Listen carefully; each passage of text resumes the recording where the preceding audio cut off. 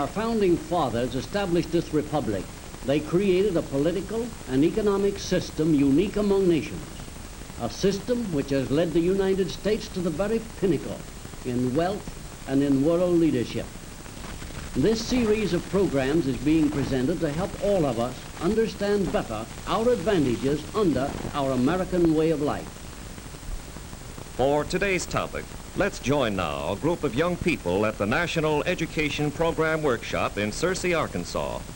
At the classroom lectern is Dr. Clifton L. Ganus, Jr., noted young historian. Perhaps a number of you can recall the children's fable of the goose that laid the golden eggs. A certain man had a goose that laid eggs of solid gold, the most fabulous of all the geese on the earth. It assured its owner of more wealth for the necessities and luxuries of life than the possessor of any other goose could even dream of. And every morning the man would rub his hands in anticipation of the day's golden harvest. But one day the owner conceived a brilliant idea. Why not get all of the golden eggs at once? So he killed the goose. But alas, he found only a few half-developed eggs, and the source of his steady stream of daily riches was destroyed. The subject of our classroom discussion today is an element in our daily lives as important to all of us and our improving welfare as would be a goose that lays golden eggs. We're going to discuss profit, its indispensable place in our economic system, its immediate value to each individual citizen, and its relationship to economic progress in our nation. The profit system in America is truly a goose that lays golden eggs, that makes possible our abundance of so many of the material blessings of life.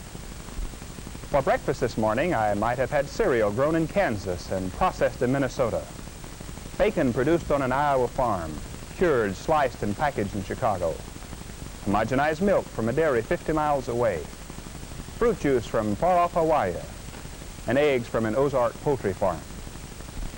This is a bigger and better breakfast than 90% of the world's people enjoyed, and yet you students know that a professor's salary doesn't rank high on the economic ladder. The profit system, with its incentives for achievement, makes it possible for you and for me and for all Americans to have the advantages enjoyed by no other people under any other system. The socialists and communists and their fellow travelers seek to undermine the confidence of Americans in their economic system. They concentrate their major attack against profit and the profit system. So let's examine profit, our own self-interest in it, and its function in American progress. As you came in, Jane, I noticed that beautiful sweater you were wearing. It looks like genuine cashmere from the Himalayas. Thank you, Professor Ganus, but it isn't cashmere. It's a new synthetic fiber, softer, lighter, and warmer than cashmere. If an imported cashmere sweater cost about $35, Jane, would you mind telling us what your sweater cost? Well, let's see. It was $6.95. The company that made the fiber for Jane's sweater spent several $million on research before developing the chemical formula and the manufacturing process that made it possible. And where did it get the several $1 million? From profit? Yes, from profit retained in the business to explore and expand and to develop new products. It seems to me that Jane's sweater, with its beauty and excellence and its comparatively low cost, gives us an excellent example of another value of the profit system. Profit, in a very real sense, is the fuel that motivates the machinery of our progress, providing us with better things for everyday living. The opponents of the profit system center their fire on corporation or business profits. So let's take a closer look at these profits. In the last year for which we have the official statistics of the Department of Commerce, our national income was approximately $300 billion. The net profit of all the corporations in America amounted to 5 9/10% of the total income, or about $17,800 million. And here's the rest of the national income. This big segment represents the personal income and taxes. The tax slice, incidentally, was $90 billion, or almost 30% of the total gross national income. Now let's examine this profit slice. We find that a part of the net profit, $9 9/10 billion, was paid out in dividends to the stockholders. Can someone give us the figure on the number of stockholders with their dimes and dollars invested in American industry? Oh, I'd say 1.5 million, at least. Actually, there are approximately 18 million stockholders, so that the total dividend payment is widely diffused throughout our population. After dividends, this slice is the amount that was plowed back into the business, 2 6/10%, or $7 9/10 billion, to buy new machines, to pay for research, to develop new production methods and new products, to expand the plant, to help build new plants, to make new jobs, and to make the present jobs better, and of special interest to the consumer public, to make better products at lower cost, like Jane's sweater, for instance. We have been talking about the divisions in national income. Now let's have a look at profit from the viewpoint of the sales dollar.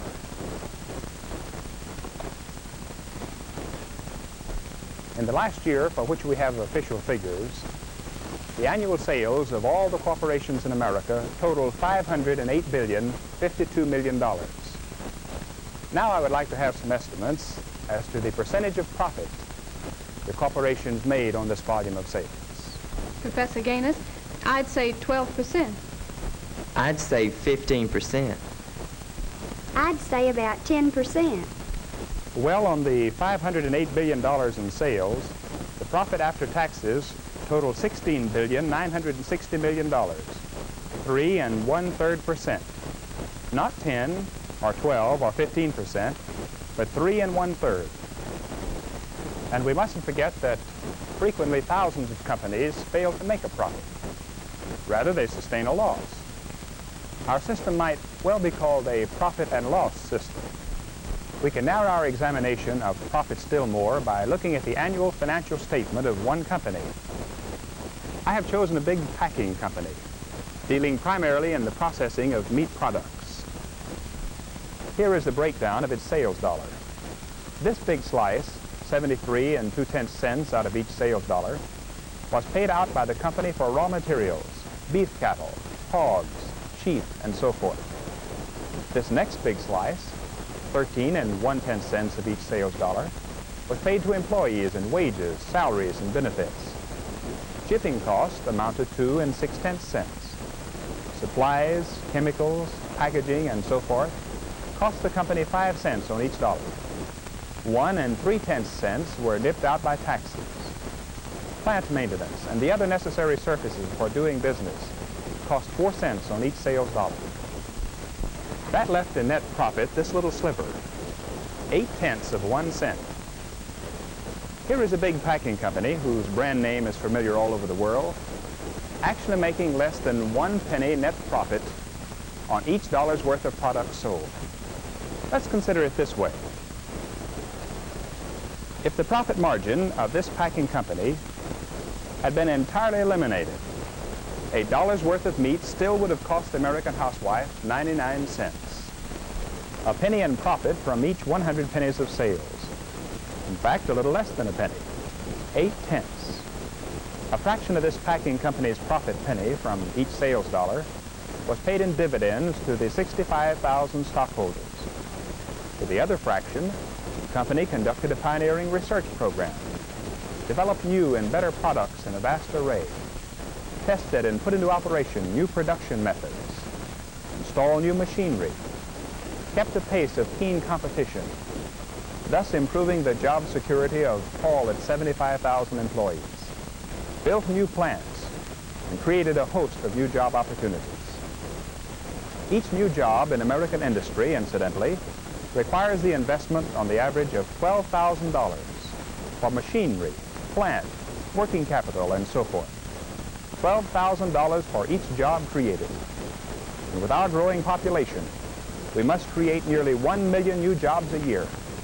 The big share of the money to create these jobs must come out of the profits of corporations. So we see how vitally important profits are, how much they mean to every citizen. how necessary profits are to every successful company and its employees, and to a healthy, progressing nation. We have learned that corporation profits, on the average, are a great deal smaller than most people believe, that the profit dollars are the profit pennies, work in marvelous ways to produce material blessings for all Americans. Profit is truly the lifeblood of our progress, the accelerator of the rising living standard in America, which is the envy of all the world. Our next discussion will be on freedom and security. But for now, class dismissed. The American Adventure Series is a production of the National Education Program, Searcy, Arkansas. Dr. George S. Benson, director. Dr. Clifton L. Ganus, Jr. was our instructor. This is a continuing series based on the unique political and economic system which has made America great. Watch for the next presentation of the American Adventure.